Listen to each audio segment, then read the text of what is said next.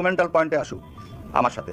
বাংলাদেশের ফেরা নিয়ে এবার নতুন তথ্য দিলেন রাষ্ট্রপতি মোহাম্মদ শাহাবুদ্দিন। সন্ধ্যায় রাষ্ট্রপতির কার্যালয় থেকে পাঠানো এক প্রেস বিজ্ঞপ্তিতে এমনটি জানানো হয়। মার্কিন যুক্তরাষ্ট্রের আন্তর্জাতিক বার্তা সংস্থা US99 থেকে বঙ্গভবনে একটি লেটার পাঠানো হয়।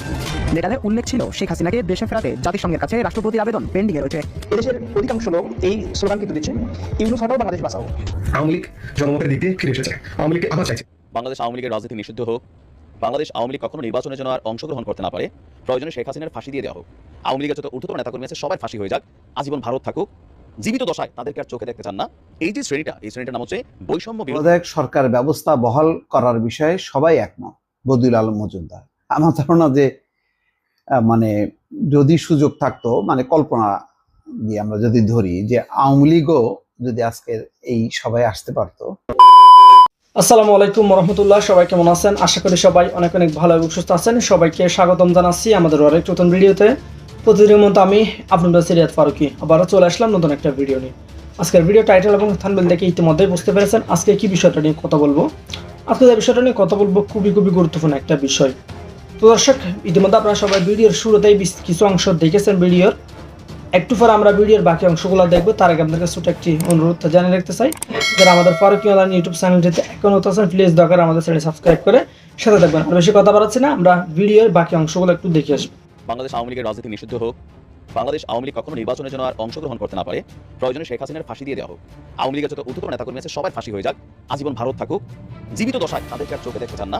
এই যে শ্রেণীটার নাম হচ্ছে বৈষম্য বিরোধী ছাত্র আন্দোলনে যারা নামি দামি সমন্বয় প্রাণ খুলে একটু সমালোচনা করি, কারণ এই জিনিসগুলো অতি গুরুত্বপূর্ণ। শেখ হাসিনার এক ডাকে গতকালকে সারা বাংলাদেশে ছোট ছোট বেশ কিছু বিচ্ছিন্ন অ্যাক্টিভিটিস হয়েছে। তো এই অ্যাক্টিভিটিসগুলো যারা করেছে তাদের মধ্যে আবার কারোর মধ্যে ভয় ছিল, কারোর মধ্যে সাহস ছিল।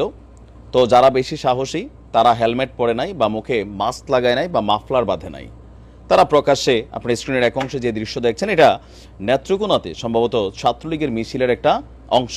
বেশি মানুষ না, 12, 14, 15 জন। ইভেন খুবই কড়া ভাষায় তারা সেখানে স্লোগান দিচ্ছিল যে বীরের বেশে শেখ হাসিনা দেশে ফিরবেন। এখন হঠাৎ করে কেন তারা রাজপথে নামলো? গতকালকে বাংলাদেশ আওয়ামী লীগের অফিসিয়াল ফেসবুক পেজ থেকে একটা আহ্বান জানানো হয়েছে, খুবই আবেগ ঘনিত একটা চিঠি। তো সেই চিঠিটা নিয়ে আমি আসলে একটু সমালোচনাই করি, কারণ আমি আমার এলাকায় যেটা দেখছি, আওয়ামী লীগ যখন ক্ষমতায় ছিল, যারা প্রকৃতপক্ষে আওয়ামী লীগের ভালো মানুষ বা ভালো কর্মী, 100তে ধরেন 5 জন মানুষ জায়গা পাইছে বিভিন্ন কমিটিতে, 95 জন জায়গা পায় নাই। তো কমিটি তো 100 জনের 95 জন, তাহলে কারা? ওই যে হাইব্রিড, তেলবাজ, লুটেরা। এরা এখন কোথায়? 1 জন মানুষ এলাকায় নাই, বিদেশে টাকা পয়সা কামাইছে, বিদেশ থেকে বৈশা তারা বলতেছে তোমরা মাঠে নামো। কাদেরকে মাঠে নামাচ্ছে? এই যে নেত্রকোনাতে যেমন দেখছেন, তো যারা একটু দুর্বল প্রকৃতির তারা আবার হেলমেটও দিছে। কেউ কেউ বলছে যে হেলমেট জাতীয় একটা পরিচয়পত্র ছাত্রলীগের, সেই কারণে তারা এটা মাথায় দিছে, মানে নানান বক্তব্য আছে। এখন এই যে নেতাকর্মীরা মাঠে নামছে, দল ক্ষমতায় থাকলে তারা কি আসলে কোনো সুবিধা পায় না? এই যে শামীম ওসমানের মতন যারা আছেন, ওবায়দুল কাদেরের মতন যারা আছেন, অথবা এলাকাতে যারা এমপি প্রার্থী ছিলেন বা এমপি ছিলেন, উপজেলা চেয়ারম্যান ছিলেন, গর্ত থেকে হুড়হুড় করে বের হয়ে আসবে, আর আমরা অভুক্ত ক্ষুধার্ত জাতি 500, 1000। এখন বিএনপি দেখেন না, সেম কাহিনী। এগুলা কিন্তু পরিবর্তন এত সহজে হবে না। তো রাজপথে নেমে যাবে, উপর থেকে আইসা পটাশ করে বৈশা যাবে, দেশে বিদেশ থেকে সবাই প্লেনে করে হ্যাঁ ফার্স্ট ক্লাস টিকিট কাটা এলাকায় আসবে, প্রাড়ু গাড়ি চড়বে, তারপর পোলাপানি স্লোগান দেবে, কই গেলি রে গুন্ডারা, আইসেরে তোর বাবারা। তো এই যে তৃণমূল, এই তৃণমূলকে আসলে কতটুকু মূল্যায়ন করা হয়েছে আওয়ামী লীগের গত 15 বছরের শাসন আমলে? সমালোচনা যদি দলের কেউ করছে, তার বিরুদ্ধে মামলা হয়ে গেছে।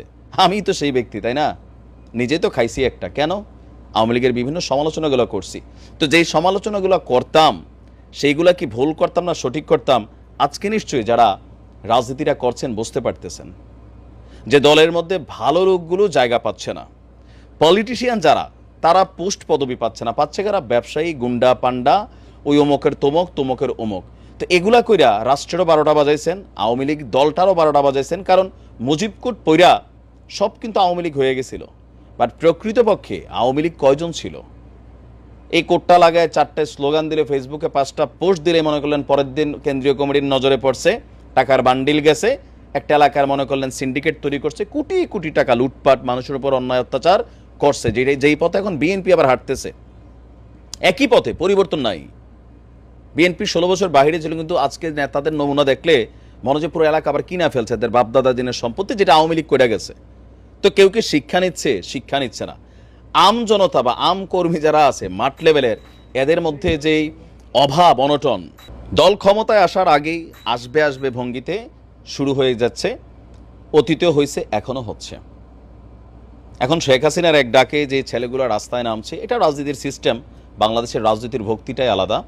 তবে কেউ কেউ বলছেন তারা শিবিরের থেকে সাহসী। আমি কমেন্টগুলো দেখছিলাম যে কিভাবে যে শিবির তো ভাই ছাত্রলীগের ভিতরে ঢুইকা তারা দাড়িমোজ কামাইয়া ওরকম আউটপুট দেয় নাই, ছাত্রলীগ সে যা বিভিন্ন জায়গায় পদ পদবীর সুযোগ নিছে, তারা তো রাজপথে নামছে। তো আমার একটা বক্তব্য সবসময় বলি আর কি, যে মাঝে মাঝে বুদ্ধিমত্তা কৌশল খাটাইতে হয়। গায়ে আমার জোর আছে ঠিক আছে, কিন্তু সেটা আমি কিভাবে অ্যাপ্লাই করব সেটা বুঝতে হয়। একটা মেশিন গানের সামনে আমি খালি বুক পাইতা দিলাম আর বললাম যে হ্যাঁ এই একটা স্লোগান দিয়া ঠুস করে একটা গুলি এসে পুরুষ করে কিন্তু ওই প্রাণটা কাইরা নিয়ে যাবে। আর আমাদের রাজনৈতিক দলগুলোর ইতিহাস কি? আপনার পরিবারের খবর নিবেন না। এই যে হাজার হাজার লক্ষ লক্ষ আওয়ামী লীগের নেতাকর্মী এখন আওয়ামী লীগ করার কারণে মামলা খাচ্ছে, ভুয়া মামলা, মানে ম্যাক্সিমামই ভুয়া মামলা। রাষ্ট্র এগুলো নিয়ে কথা বলছে, কিন্তু এই যে মামলা খাচ্ছে, বাড়িঘর সাইরে এখন পলাতক। পরিবার কিভাবে চলবে? নেতা বিদেশ থেকে বৈশা বৈশা সুন্দর স্ট্যাটাস দিচ্ছে, আর আমরা গান্ডু জাতি সেটার মধ্যে মনে করেন লাইক কমেন্ট পোস্ট, ভাই আবার আসবেন, এই করবেন সেই করবেন। এই জাতির শিক্ষা নাই তো, 500 টাকা খাওয়াই না জাতি আমরা। আপনি রাগন খুশি হন, বাঙালি জাতি হিসাবে এই দেশে একমাত্র রাজনীতি এমন এক প্রফেশন, ছেলে কি করে? রাজনীতি করে। তো রাজনীতি করার টাকা আসে কোত্থেকে? ধান্দাবাজি ছাড়া রাজনীতি করার টাকা আসে? একজন মেম্বার আপনি দেখেন ইউনিয়ন পর্যায়ের 2-4-5 লক্ষ টাকা খরচ করে, একজন চেয়ারম্যান কয়েক কোটি টাকা খরচ করে। তো এই টাকাটা রাজনীতি করে কেমনি উঠায়? জনগণের টাকা মারে। এটা বিএনপি বলেন, আওয়ামী লীগ বলেন, যে দলগুলো আছে সেম কাহিনী, এর বাহিরে কিছুই না। আমাদের রাজনীতিবিদরা আসলে কবে শিখবেন, কবে পরিশুদ্ধ হবেন এটা জানেন। আর এই ধরনের সমালোচনা করতে গেলে আসলে ঝামেলা পাকায় সব সময়, বাট কথাগুলো না বললেও মাঝে মাঝে হজম হয় না, তাই না? আপনি দেখেন বিএনপির সময় যে তারেক রহমান সাহেব দীর্ঘদিন 16 বছর দেশের বাহিরে বউ বাচ্চা নিয়ে আরামা এসেছিলেন। তো নেতাকর্মীরা মারাটারা খাইয়া পরে আর রাজপথে নামে নাই, তাই না? ছাত্ররা এসে ঠেলা দিয়ে সরকার ফালানো লাগছে। তো আজকে আওয়ামী লীগের নেতাকর্মীদের মধ্যে এই জিনিসটা কয়েকদিন পরে চলে আসবে। যে কোনো জিনিস সেন্টিমেন্ট ইউজ করতে একটু বুঝাই ইউজ করেন, কারণ আপনি বিপদে বললে ফেসবুক একটি স্ট্যাটাসের বাহিরে আপনার পরিবারের জন্য এক বস্তা সাইল পাঠাবে না, আর আপনার মামলাটা লড়ার জন্য একটা উকিল দিবে না। একটা সময় লাগবে। তাড়াহুড়া ভালো না, তাড়াহুড়া। এই যে সাদ্দাম ওদিন এক লাইভে আসছে দেখলাম, আয়সা পটর পটর শুরু করছে। তো তে তো ভালোই আছে, 2-4-20-50 কোটি টাকা পকেটে নিয়ে ধরেন ইউরোপ আমেরিকার কোনো এক দেশে অথবা ভারতের খুব দুর্গম একটা কি বলা হয় যে দুর্গে বৈশা বৈশা এরকম কথা বলতেছে। কত আওয়ামী লীগের পোলাভাইন যে ধরেন খাড়ির নিচে, পুকুর পাড়ে, বাঁশঝাড়ের নিচে পুলিশের গাড়ি দেখলে দৌড় দিয়া হাফ প্যান্ট খুলে যেতেছে। ছাত্রলীগ করতো, কিন্তু আসলে ছাত্রই না, লীগ করতো। এরকম ছাত্র দলেও আছে। তাড়াহুড়ার জিনিস ভালো না। অনেক বড় ঘটনা কিন্তু ঘটছে 16 বছর। তো সেই ঘটনাগুলোর জন্য মিনিমাম লেভেলে একটু ধৈর্য সহ্য নিয়ে অপেক্ষা করেন। হুটহাট করে রাজপথে নেমে যাবেন, কালকে দিয়ে পুলিশ লয়ে যাবো গা, পরশুদিন ফেসবুকে একটা স্ট্যাটাস আসবে, এতটুকুই শেষ। এর বাহিরে কিচ্ছু হবে না আনটিল যতদিন আবার দল ক্ষমতায় না আসে। সাধারণ মানুষ এগুলার একটু বলতে শুরু করছে, তো আপনারা আবার এগুলার কিন্তু জাগাই দিতেছেন। এই ধরনের স্লোগান 12-14 বিএনপিও করতো রাজপথে মিছিল। রিজভী সাহেব বুড়া মানুষ, 8-10 জন নিয়ে তিনি মিছিল করতেন, আর সাংবাদিকরা ঘেরা ধরতেন। এটা নিয়ে আওয়ামী লীগ হাহারি এক দিতেন। এখন আপনাদেরও যে দেখেন হেলমেট মাথায় লাগাইয়া, তারপর মুখে গামছা বাইন্দা, দরকার কি? তো কেউ কেউ বলবেন যে না ভাই এই রাজনীতি তো এইভাবেই চলে। করেন, দেখেন যেটা ভালো মনে করেন। এখান থেকে শিক্ষা নিতে হবে যে নেতারা দল যখন ক্ষমতায় থাকে এইসব কর্মীদের পাত্তা থাকে না। আমি আমার এলাকায় দেখছি বর্ষিয়ান আওয়ামী লীগের নেতা মাইর খাইছে, উইরা এসে জুইরা বসা কোন জায়গার সরকারি কর্মচারী কর্মকর্তারা এই এলাকায় রাজনীতি করছে, এমপি মন্ত্রীরা ওনার পাশা চাটছে। এগুলো তো আমার এলাকার ঘটনা। রাজনীতিবিদদের সম্মান ছিল, এখন তৃণমূলের ডাক পড়ছে। ক্ষমতায় যখন থাকেন তৃণমূলের খবর থাকে, একটু রাইখেন, ভবিষ্যতের জন্য কাজে লাগে। এখন এই ধরনের দেখা যারা আওয়ামী লীগ করে তারাও হাহারিয়ে দিচ্ছে। একটু শুধরান, মানুষরা একটু শান্তিতে থাকতে দেন, কয়েকটা দিন যাক, মাস যাক, সব কিছুর একটা মেয়াদকাল আছে, একটু হিসাব নিকাশ করে আর কি, নয়তো আবারও ধরেন এখনো তো ঘরে ঘরে ঢুকা ঢুকা খোঁজাখুঁজি চলতেছে না, এটা শুরু হয়ে যাবে। ভালো থাকুন। তত্ত্বাবধায়ক সরকার ব্যবস্থা বহাল করার বিষয়ে সবাই একমত, বদিউল আলম মজুমদার।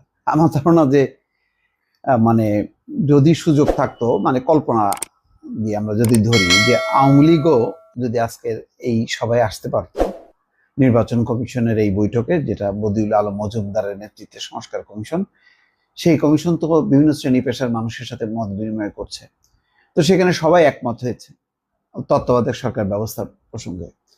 তো আওয়ামী লীগও যদি আসতে পারতো, সুযোগ যদি থাকতো, তারা যদি এই মানে আকামটা না করে ভাগতো, তাহলে কিন্তু আওয়ামী লীগও কিন্তু আমার ধারণা যে তত্ত্বাবধায়ক সরকার ব্যবস্থা তারা বহাল চাইতো। কেননা তারা ভালো করেই জানে যে তাদেরকে যদি এখনো বলা হয়, আমি বিশ্বাস করি, মানে সবই কিন্তু এটা কল্পনা করে বলছি, পারসেপশন, এই যে দলীয় সরকারের অধীনে নির্বাচন এখন সামনে হওয়া উচিত নাকি তত্ত্বাবধায়ক সরকারের অধীনে, তারা বলবে যে না না, আমরা দলীয় সরকার ছিলাম তো অন্যরকম, আমরা ছিলাম নিরপেক্ষ, সুতরাং আমাদের অধীনে হইতে পারতো, কিন্তু এখন তো আর অন্য কোনো স্বাধীনতা বিরোধী মুক্তিযুদ্ধ বিরোধী কোনো শক্তিকে বিশ্বাস করা যাবে না, সুতরাং তত্ত্বাবধায়ক সরকার হচ্ছে একমাত্র উপায়। তারাও বলতো, যে ফর্মই হোক না কেন, ঘুরাই ফিরাই তারাও তত্ত্বাবধায়ক সরকারের পক্ষে বলতো। যাই হোক, আজকে নাগরিক সমাজ, বুদ্ধিজীবী, শিক্ষক প্রতিনিধি যা এসেছিলেন, সেখানে সবাই তারা তত্ত্বাবধায়ক সরকারের পক্ষে বলছে। দেখেন, আওয়ামী লীগ আমলেও হাবিবুল আওয়াল, এটা যদি এই লোকটা যদি একটু মানে একটু সাহস নিত, যদি গার্ডস যদি থাকতো, তাহলে কিন্তু তার সময়ও সবাই কিন্তু তত্ত্বাবধায়ক সরকার ব্যবস্থার কথা বলেছে যে দলীয় সরকারের অধীনে নির্বাচন নিরপেক্ষ হবে না, নানাভাবে কিন্তু ব্যক্ত করেছে। সেন্টিমেন্টটা তো বুঝতে পারে যে বাংলাদেশের সুশীল সমাজ কোনোদিনও ওই পা চাটা কিছু সুশীল ছাড়া বাকি সবাই কিন্তু ওভারঅল বলবে যে ইয়েস, তত্ত্বাবধায়ক সরকারই একমাত্র উপায়। এখনো কিন্তু দেখেন বলতে পারতো, বিএনপি বলতে পারতো জিত করে যে ঠিক আছে, আওয়ামী লীগ যেটা করে গেছে ওইটাই থাকুক, পরে আমরা বিবেচনা করব, এখন তত্ত্বাবধায়ক সরকার ব্যবস্থা যদি আনতে হয় আমরা আনবো, এই কথা কিন্তু বলতে পারতো, কিন্তু না, তারা জানে এটা বলা মানেই হচ্ছে সেন্টিমেন্টের বিরুদ্ধে। সুতরাং তারা যেহেতু তত্ত্বাবধায়ক সরকারের অধীনে নির্বাচনের জন্য আন্দোলন করেছে, তারাও কিন্তু এখন একমত যে তত্ত্বাবধায়ক সরকার বিধান আনা উচিত। বরং তারা বলছে যে এই তত্ত্বাবধায়ক সরকার ব্যবস্থার বিধানটা এনে নির্বাচনটা দিয়ে বাকি সংস্কারগুলো নির্বাচিত জনপ্রতিনিধিরা করুক। এটা নিয়ে একটা বিতর্ক আছে, যাক এই প্রসঙ্গে আর গেলাম না। এখানে বদিউল আলম বলছেন যে আগের নির্বাচন কমিশন যেভাবে বিতর্কিত, কলঙ্কজনক এবং পাতানো নির্বাচন করেছে, 3টা কমিশন, তাতে প্রত্যেকেরই বিচার হওয়া উচিত। তাদের বিচার হওয়া উচিত যে তারা কিভাবে এই নির্বাচনটার সার্টিফিকেট দিলেন। তারা তো রিভোল্ট করতে পারতেন, তারা তো বলতে পারতেন যেন আমরা এই নির্বাচন মানি না, এই নির্বাচন হয়নি, না, কিন্তু সেটা করেনি। ওই নুরুল হুদা, আওয়াল এবং তার আগের যে কমিশন ছিল, ঠিক এই মুহূর্তে নামটা আমার মাথায় আসছে না, 3 কমিশনই একেবারে তাদের আসলেই মানে আসামি হওয়া উচিত। বড় ধরনের বাংলাদেশের গণতন্ত্রের বড় ধরনের সর্বনাশ ঘটে গেছে এরা। যদিও এই পুরো ব্যবস্থাপনার মূল আসামি আমি বলবো যে আওয়ামী লীগ এই গণতন্ত্রকে ধ্বংস করেছে, এবং এটা তাদের হয়তো স্বভাবজাত চরিত্র। দেখেন বাংলাদেশে কত দুর্ভাগ্য, বাংলাদেশ স্বাধীন হওয়ার পর 3.5 বছরের মাথায় পুরো গণতান্ত্রিক সিস্টেমটা নস্যাৎ করে দিয়ে তারা একদলীয় বাকশাল করে ফেললো। একদলীয় বাকশাল করলে আর গণতন্ত্র থাকে? এরাই নাকি আবার গণতন্ত্রের নাকি মানুষ কন্যা। যেই দল তাদের মূল জন্মদাতা বলে, জাতির জনক বলে, সেই বঙ্গবন্ধু শেখ মুজিবুর রহমান, সে নিজে হাতে এই কফিন দিয়ে গেছে, মানে কফিনে পেরেক দিয়েছে, গণতন্ত্রের কফিনে পেরেক ঠুকেছে, নিজের দলের নাম পর্যন্ত বিলুপ্ত করে দিছে, বাকশাল করছে। তো এখন দুর্ভাগ্য, এদের ইতিহাসে আসলে গণতন্ত্র নাই। এরা হলো মানে আর যাই থাক না কেন সব আছে, সন্ত্রাসবাদ আছে, ফ্যাসিবাদ আছে, যত আকাম কুকাম লুটপাট পাচার সব আছে, কিন্তু যেটা জিনিসটা নাই সেটা হচ্ছে গণতন্ত্র আর সুষ্ঠু ভোট। গণতন্ত্র নেই, এটা শেখ মুজিব দেখা গেছে। আর বাংলাদেশে কোনো স্বাধীন নির্বাচন হওয়া উচিত না সেটা দেখাই দিয়ে গেছে তার কন্যা শেখ হাসিনা। এটা মানতে হবে, আপনার কষ্ট লাগতে পারে, এটাই সত্য। তো যাই হোক, এখন এই এদের দাবিও আসছে যে এই 3 কমিশনের বিচার থাকতে হবে। আচ্ছা, নারীদের ব্যাপারে কি হবে? এই যে নারীরা কি এই গোলাপ ফুল মানে টবের গোলাপ ফুল হবে নাকি সত্যিকারের গোলাপ ফুল হবে, সেটার জন্য নির্বাচন করতে হবে সরাসরি।